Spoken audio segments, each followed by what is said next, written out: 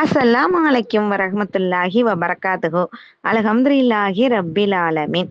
அஸ்ஸலாத்து வஸ்ஸலாமு அலா ரசூலுல்லாஹ். சூரா ஃபாத்திஹாவுடைய சிறப்பை பத்தி இந்த வீடியோல பார்க்கலாம். குர்ஆனின் மற்ற சூறாக்களை விட உயர்வும் அந்தஸ்தும் பெற்றது சூரா ஃபாத்திஹா.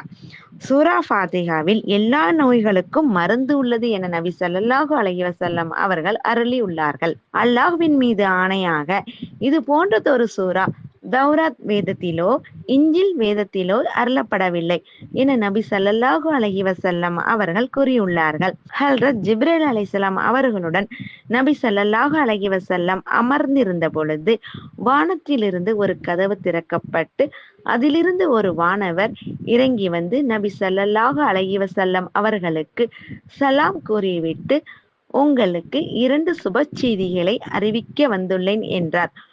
ஒன்று சூரா ஃபாத்திஹா, மற்றொன்று சூரா பஹராவுடைய கடைசி 2 ஆயத்துக்கள். இந்த இரண்டிலும் துவா இருக்கிறது. இந்த இரண்டிலிருந்து எதை நீங்கள் ஓதினாலும் அதை அல்லாஹ் அவசியம் தருவான். இதனுடைய அர்த்தத்தை உணர்ந்து நாம் ஓதுவது சிறப்பானதாகும்.